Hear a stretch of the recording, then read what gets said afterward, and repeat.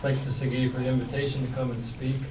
Regrettably, I wasn't able to go to many of the meetings last semester because I didn't do a good job getting on the list. This is actually my third meeting to attend, so I'm not exactly sure what the format or protocol is for these talks.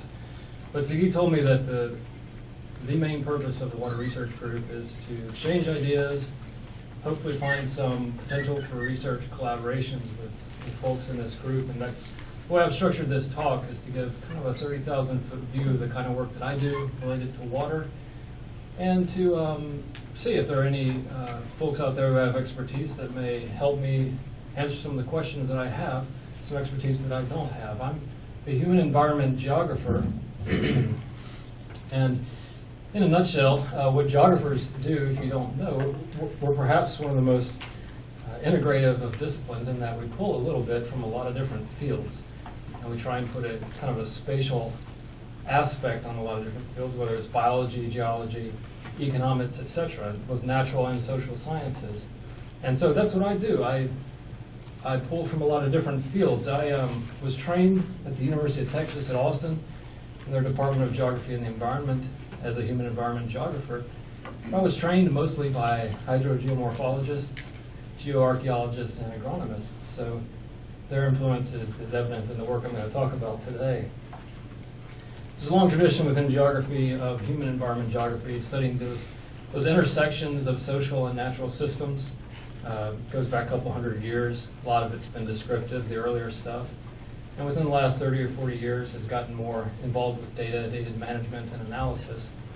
And this is just a few of the general subfields of geography, geophysical, human, and then kind of mixed folks like myself, regional specialties, of course GIS, remote sensing, are other specialties. But the latest stop on my trail to Alabama was at the University of Maryland, where I did a postdoc after my PhD with an NSF-sponsored center called the National Socio-Environmental Synthesis Center. There are 3 NSF-sponsored synthesis centers around the nation. We're the only one that looks at integrating both social and natural systems. And let's see, the definition is, synthesis to us is a research approach that integrates data, heterogeneous data, from across the social and natural sciences to produce what they call actionable or policy-relevant science or research. And that's trying to take data from social and natural sciences, both qualitative and quantitative data, put it together into a coherent whole, and put it in a format that policymakers can understand. Whether we like it or not, policymakers have a huge impact on the environment.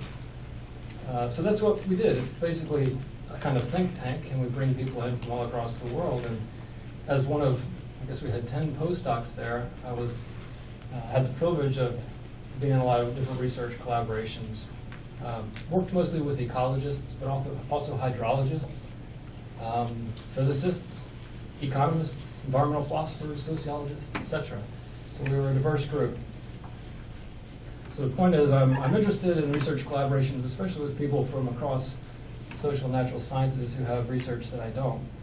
I'm going to mention a few of the projects I've been working on. A couple of them I'm actively engaged in, and others have fallen by the wayside over the last several years for a variety of reasons, in part because I've reached the point where I need an expertise that I don't have. And usually this involves modeling, different forms of scaling up, more involved GIS work than I have done. Most of my research is field-based, and then I go collect data in the field through a variety of environmental monitoring, techniques in watershed restoration. I do some work in rivers. I said a lot in rain-fed agricultural systems. Those are those that don't use irrigation or more formal irrigation systems.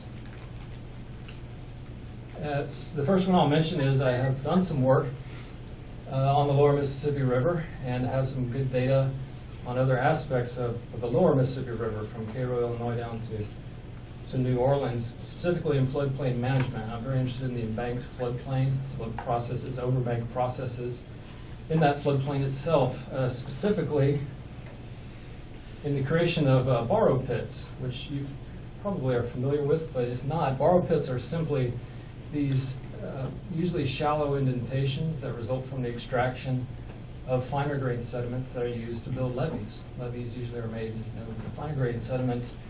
There are all kinds of colloquial names, blue gumbos, etc., for these kinds of soils. But as a result of extracting these soils, building levees, the embanked floodplain that is between levees and the mainline channel often has this patchwork of borrow pits that are evident through Google Earth and satellite imagery. You can find these, and they're pretty distinctive.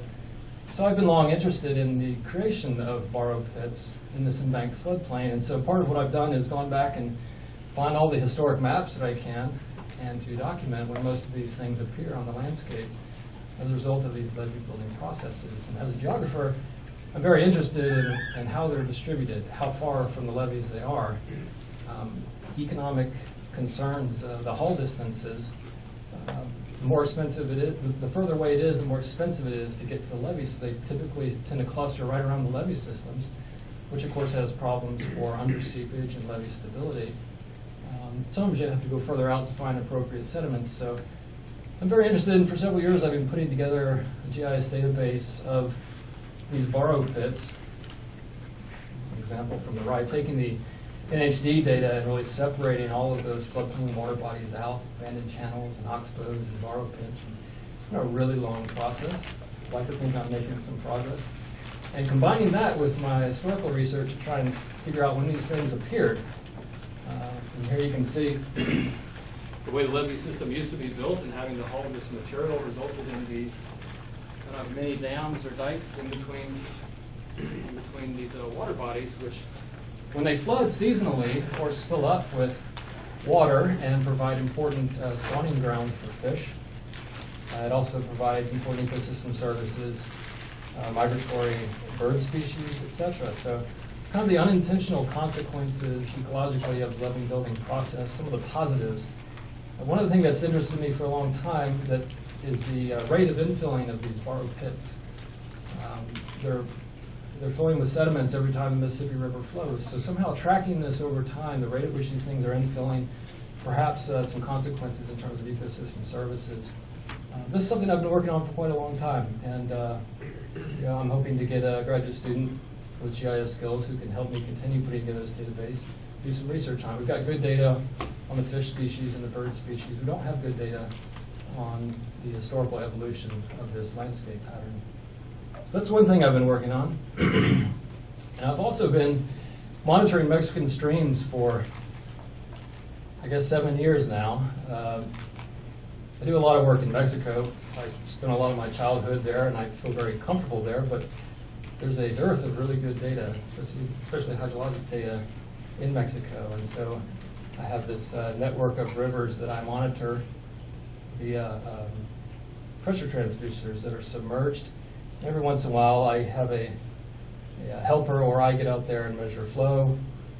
And with the pressure transducers, we get a pretty good idea of the amount of water going through these streams. The Mexican government doesn't have a very good idea in a lot of cases in these regions.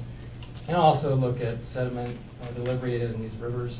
Mexican rivers are famous for carrying a lot of sediment. But again, there's very little data on Mexican rivers. There are very few navigable rivers, but the smaller first, second, third order streams in Mexico, we know almost nothing about those. And we know almost nothing about the connectivity between land use via these streams to other water bodies. There's just not a whole lot done on it. So I've been monitoring these streams, and I've got extensive data for the last, at least the last 5 or 6 years, 5 minutes, or 5-minute increments, how much water is moving through these streams, and I've got it nailed down to 15 minutes in terms of the weather compensation. I've got weather stations set up in certain watersheds, and so trying to look at weather events, extreme weather events, and stream response in Mexico in certain areas. So I've got all this great data, I just haven't put it together. So if anybody out there works a lot with rivers and discharge and sediment delivery, be interested in working on that as well. I've done more work on the land use patterns that we can use to connect to this discharge, for example. And yeah, I do all this by hand the old-fashioned way. I actually collect sediment samples and boil it off, and you can see the confluence of 2 of the rivers I study there with a difference in sediment delivery. Yeah, and also begs to mention that the biochemistry of these rivers has been almost nothing done on them as well. So there's some opportunities there, although it's pretty filthy work. Specifically in watersheds, I've been doing some work on runoff and erosion. This was a project, a NOAA-sponsored project in the U.S. Virgin Islands. I did with Carlos Ramos-Sharon, University of Texas at Austin. And what we did was we looked at the saturated hydraulic conductivity of different soils. We compared roads with forested soils and the rate at which runoff is generated. Saturated overland flow, port and overland flow. And we showed in a nutshell, and we monitored these different gully systems called guts. We showed basically that frequent but relatively small precipitation events are still generating a lot of overland flow and a lot of sediment delivery to these gullies. And that this in turn is ending up in the coral reef, in the nearshore coral reef systems, Virgin Islands National Park, etc. So that while extreme weather events are really important, it's these more frequent, smaller events are also contributing a lot of sediment.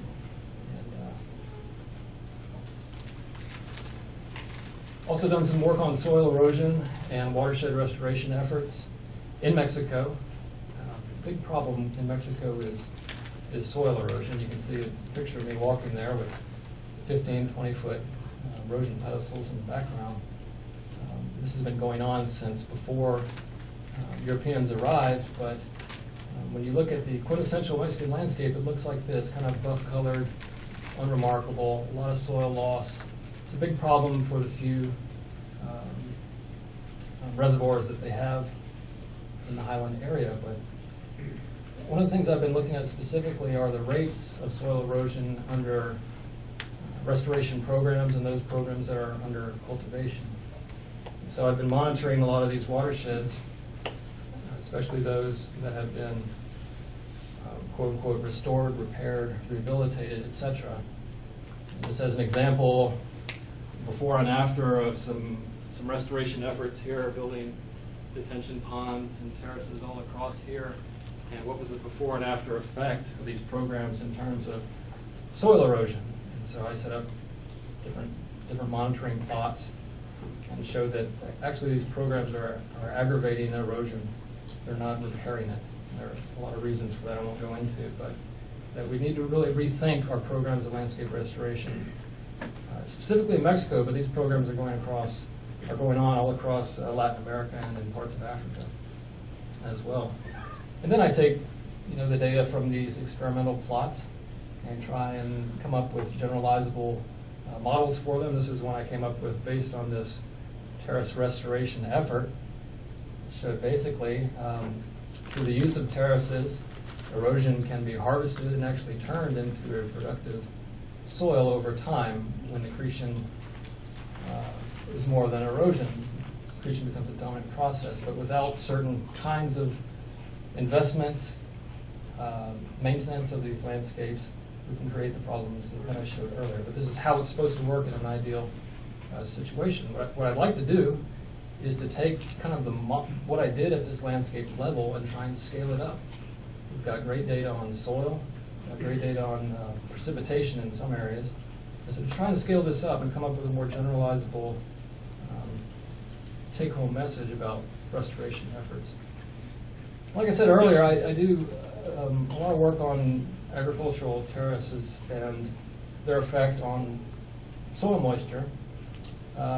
One kind of terrace that I study, which is found all over the world really, Africa, China, Indonesia, even in Europe, are they're called sloping field terraces, which involve fewer inputs of labor and capital. They're not the spectacular bench terraces that we're used to seeing in photographs, but they're ubiquitous, especially in Latin America. It's the most widespread form of slope modification. The idea is it's a simple cut and fill process where you dig a ditch, the fill goes down slope. To stabilize it, you plant usually a xeric species, an agave, or an agave, a nopal or cactus with resilient root systems, which stabilizes the whole system, and over time it captures runoff, harvests sediment, and allows water to infiltrate the subsoil and eventually the saturated zone. And this is how it works in theory. So I've set up experimental plots all over the state of Tlaxcala, for example, looking at their effects on soil moisture, and there's many different varieties of these things and architecture and designs people there have been using for 6,000 years. Archaeologists have recently told us. So part of what I do is kind of environmental design or engineering, is going in and see which of these designs are most effective in terms of harvesting this runoff and allowing water to infiltrate into the soil. Because it's now it's now in style to build these things all over Latin American governments from this, and billions of pesos in these programs, but we actually know very little about how they work in reality. So that's part of what I've been doing, and taking a variety of readings, proxy measurements of soil moisture, volumetric, gravimetric, different means, and again, for experimental plots mostly. But got a pretty good idea of which designs work and which ones don't. And to segue, there's a whole lot of really good data out there made public by the Mexican government as one of the conditions of their accepting a lot of international money from the World Bank, IMF, etc., for water conservation, building these terraces all across the landscape. And so this data is publicly available. It's in longitudinal form or spreadsheet form, in Excel form actually. And so I've done a little bit of work on finding where these programs are and mapping out certain projects like terrace building, but there are many more. So this is another data source that's readily available. It's just waiting for somebody to go at it with GIS and some remote sensing expertise. There's great economic data as well, demographic data about where these projects are going, who's benefiting in terms of water conservation.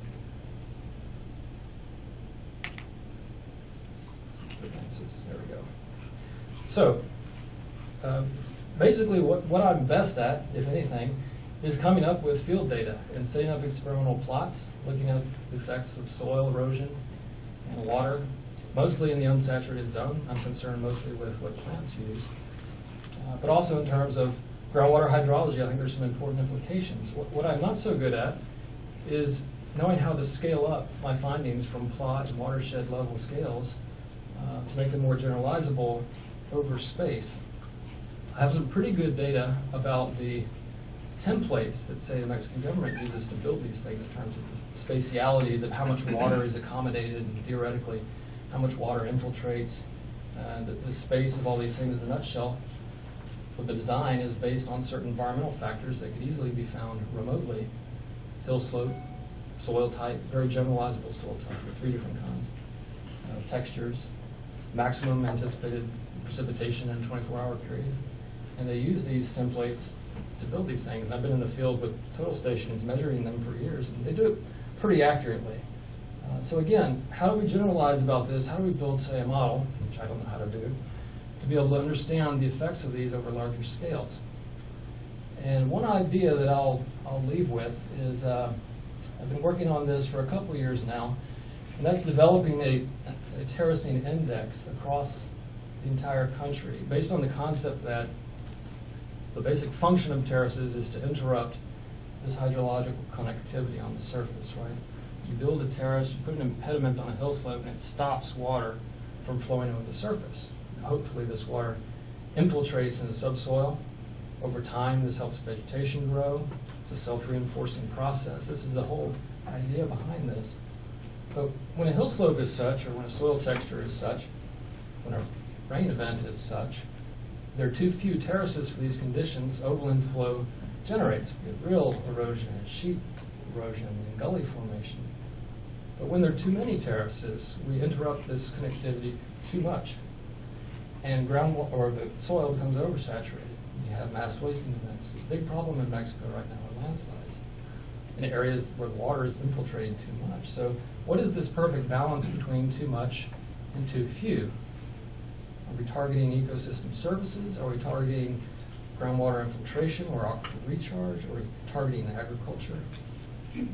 So one way to get at this, beyond the plot level scale, it's an idea I've had, is that, and here you can see, as the hill slope generally increases, the basic rule is that the frequency increases, right, to accommodate the potential for a surface erosion. So this has been the case for thousands and thousands of years all across the world. As you go up the hill slope, the slope becomes more steep, the frequency increases, they closer together, etc. So one way to look at this is to build a terrace index along contour lines. So maybe merging some satellite imagery with some other maps and actually counting, coming up with a way to come up with an index of how many terraces occur between certain contour intervals is one way to go about this. And to come up with a spatially explicit index of terrace frequency per contour interval, it could be per other measurements as well, and compare that with known maps. Mexico has actually some pretty good maps on landslides, other mass wasting events. And on the other hand, compare it with maps of known problems with surface erosion. So this is one idea I've thought about. It's kind of a pipe dream, but it explains a lot of stuff because regions in Mexico terrace very, very differently. And which method is best for preventing which kinds of erosion or environmental degradation is something that's really important that would help inform policy, et cetera. So one of the ideas that's being floated around, and I'm working on this with Nick Maglioka, who will be a brand new assistant professor in our department next semester. We were working on this for a while, and as far as we got was coming up with some kind of an algorithm to pick out from these images these terraces, which are pretty distinctive. Didn't show up well here, but they're pretty distinctive via these vegetative rows in the hillside. So pick these things out, somehow merge this with some contour maps, and to come up with that index that we talked about. So again, these are just some of the ideas that I have related to water conservation, mostly in Mexico, although I'm also working in, I mentioned the USVI and in Cuba. Yeah, but hill slope agriculture and terracing, water conservation. So if anybody has any ideas, is this doable? Is this not doable? Any questions, I'd be happy to entertain them.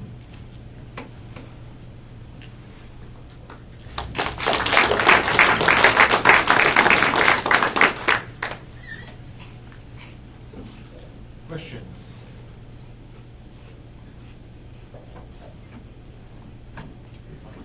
So I think what would be really fascinating in addition to this is to look at try to speculate on the effect of climate change on what's going to happen basically, because as you said, it's so common all over the world, and you would expect climate changes in precipitation to have a major effect on this, right?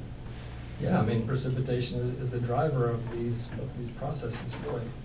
So which regions would be more vulnerable given increases in precipitation? Which ones would be more stable? Which regions would receive policy priority in terms of these development programs? I thought those two words were banned. I thought climate change was two words were banned. Not yet. So,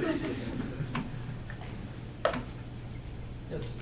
Are you interested in coupling water quality with your studies? I would be. I haven't done any work in water quality, apart from just sediment pollution. The few people that I have talked with, there's so much stuff in the water that people don't even really bother measuring it. There's just pure effluent. There's, like I said, it's really nasty work. And it's kind of I don't know how much we would be putting a flag somewhere conceptually, and that it's pretty much assumed that these waterways are so contaminated. But maybe more specifically in terms of like nitrogen, for example, would be pretty useful. But yeah, I'd be interested in that. I don't know anything about measuring water quality. So just following up on Rana's question, what's the major water pollution problem in Mexico? The major water pollution problem? Well, in terms of ecosystem services, it'd be a combination of runoff and sediments and nitrogen. So is there a lot of eutrophication? A lot of eutrophication, toxic zones, both in the interior lakes. A lot of the drainage basins lack exterior drainage, and so there's problems. And at the mouth of rivers as well. The nitrogen source is sewage? I'm sorry? Is the nitrogen source sewage? A lot of it's sewage. A lot of it is fertilizers.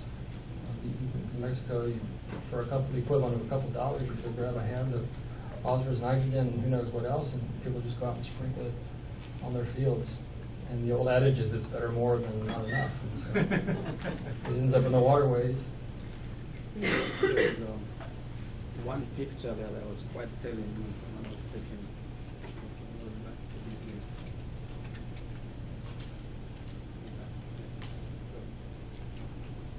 measurements. Unresponsive keyboard here. Keep going. Yeah.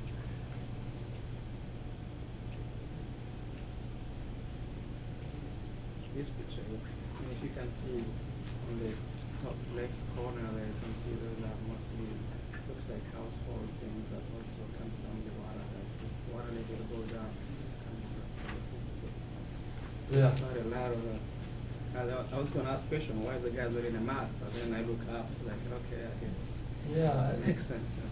You know, I'd heard too many horror stories about people getting sick being in these rivers, so they put on the mask and the full body waders and the industrial gloves and everything, and you can see all of the trash around the riverbank, and this is of course all the floodplain. This all floods when there's a big event. Of course, it's really hard to get out and monitor a discharge at those times. So, yeah, this is a pretty typical Mexican waterway. It's really flashy systems that are prone to flooding and hard to measure. I have a question about this contour map that Uh-huh. you showed. And what are the main parameters in building this contours? Is it topographic gradients, hydraulic heads, or what are the parameters? Go further. The main, most important is hill slope, of course. Okay. And when the government builds these things, they look at hill slope, they look at soil texture, they classify the vegetation, whether there's vegetation or not, and then they quantify supposedly how much erosion would occur from these different things. And then using that information, of course, slope here is the most important factor, and they give you a few of those other parameters, the distance between them, the distance horizontally, etc. You just feed this information into, people go out in the field into a spreadsheet like the one on the left here. You feed in these little factors kind of haphazardly, and it tells you how many to build for different area. So do you think this is applicable where you have more heterogeneous terrain, where you have, for example, alternation is not natural environment, but you have pavements which will create additional erosion?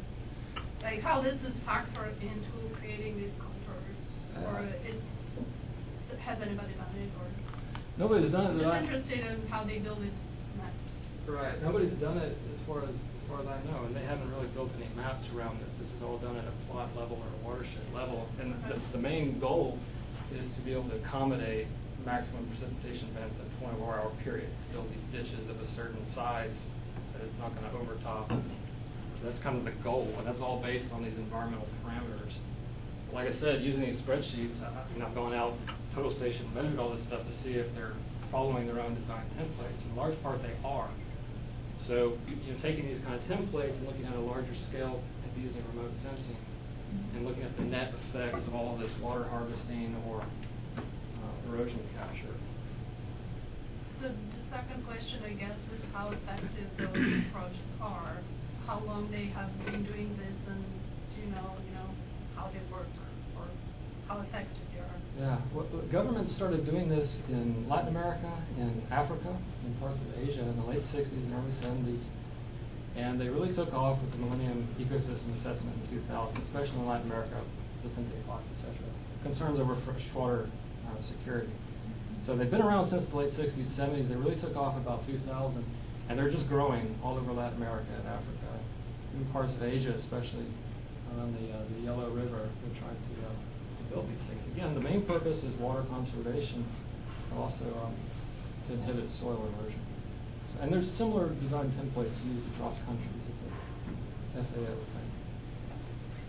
So what does the farmers use traditionally?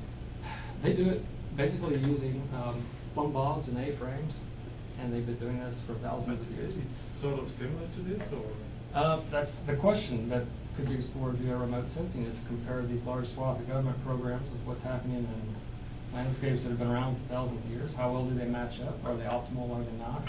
Is this traditional indigenous knowledge that's we're just now rediscovering and promoting. Yeah.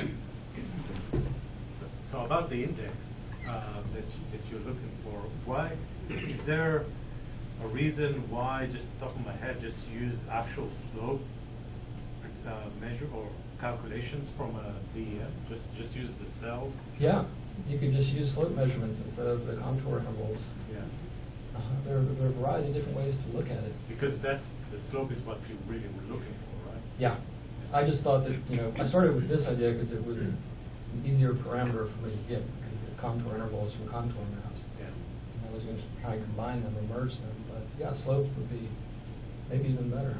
Yeah, that should be pretty easy. We can talk about it later if you want.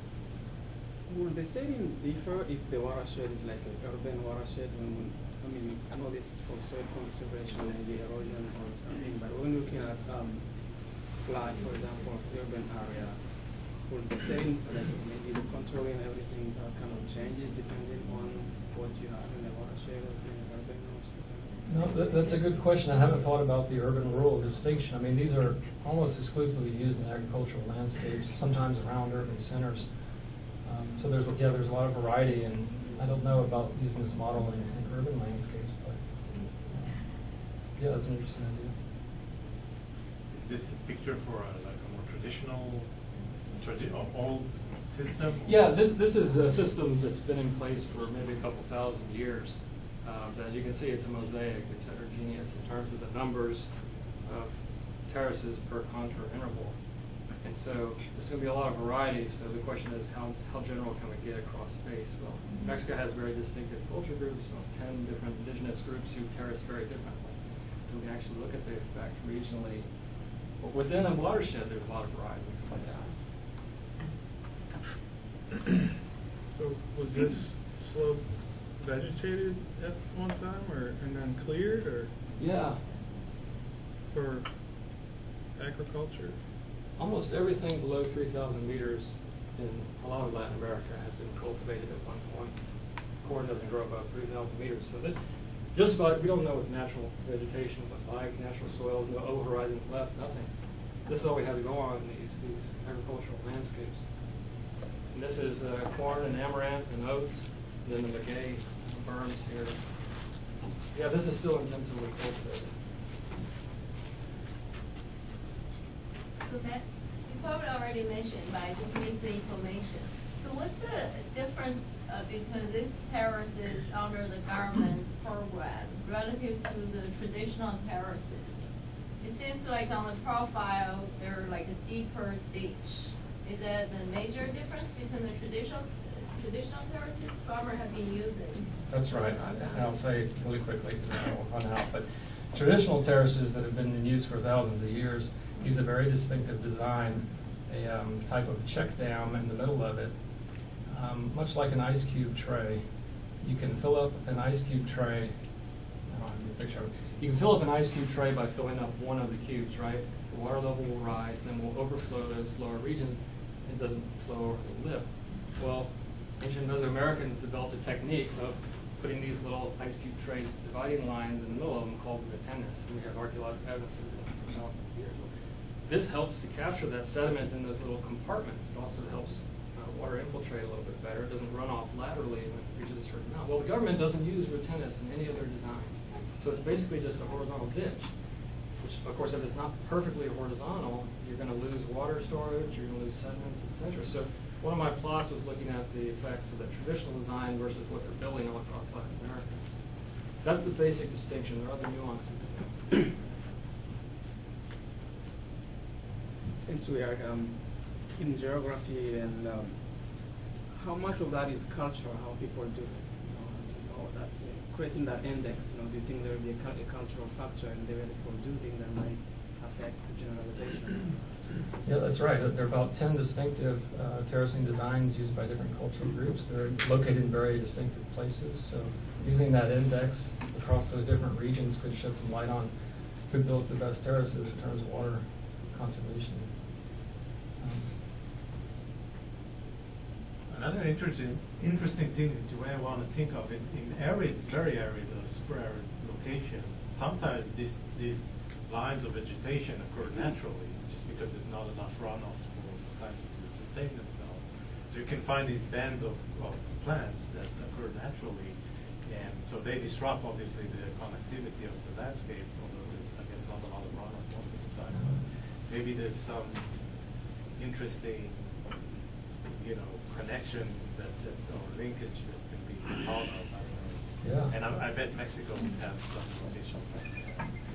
No, that's true, and a lot of times they're called terrace sets. They're natural formations, whether it's from overgrazing or other reasons, terraces form naturally. And that's what I like about agriculture, is in many ways you're mimicking natural geomorphic processes. And yeah, so distinguishing between natural features and man-made features would be really important.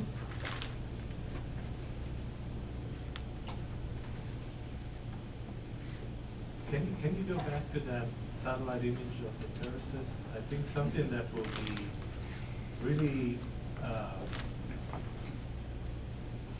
fairly, not simple, but doable, I would say, is if you come up with this index, and because it varies so much, even on this small scale,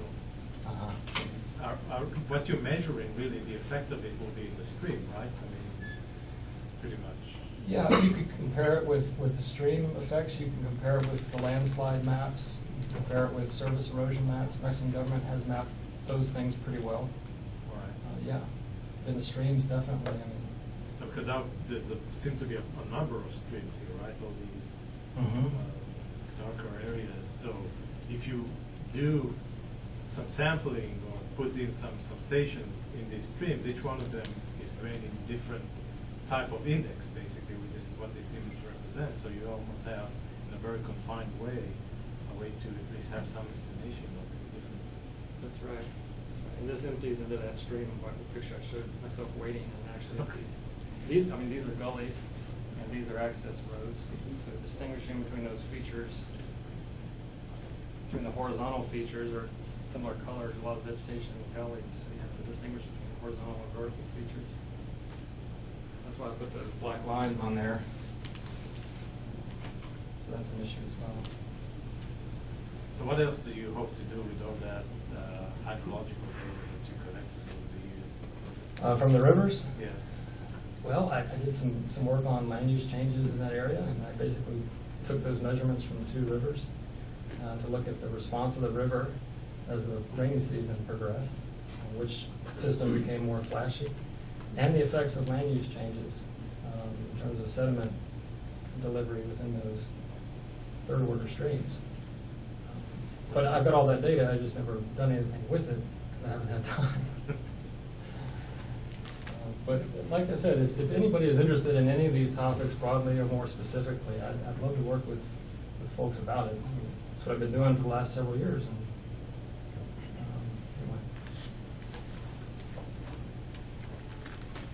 So when you compute the index, did you normalize, like, because if you consider the hill slope, like you have convex part and you have concave part. So did you normalize that the length scale that related to convex and concave part from the? No, I didn't, and that's an important issue, and that's part of the reason why I just stuck to the contour intervals to begin with, because it gets really complicated when you look at convex and concave slopes. Whether you're on the outside of a slope, whether you're in a gully, very different processes at work. Will accessibility have some, will be an important parameter, you think? How accessible it is to get to, so if you go uphill, right, eventually it's going to be pretty strenuous and also far from village road or whatever. Is that, you think, an effect or an important one? Further away from access routes, you typically find areas that haven't been modified in a long time in terms of government programs. Those tend to cluster closer to the access roads because they use heavy machinery in part. So accessibility is important.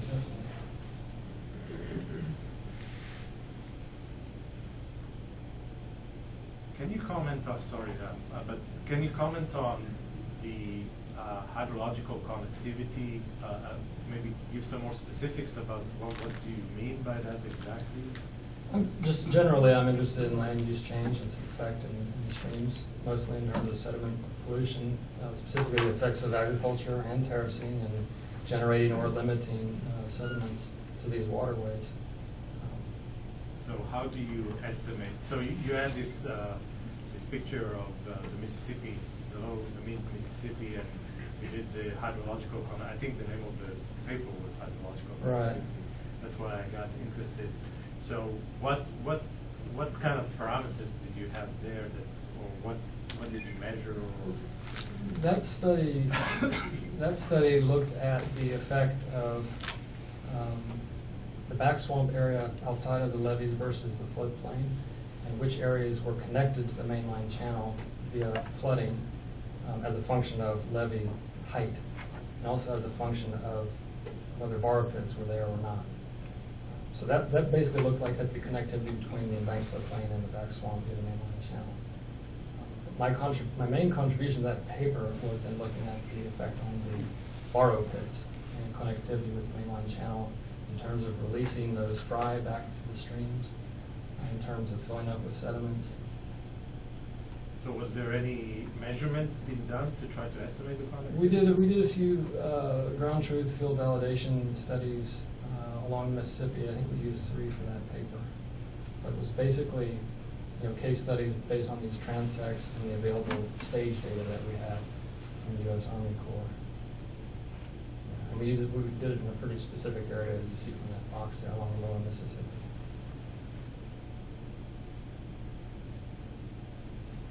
Thanks. Anything else? No?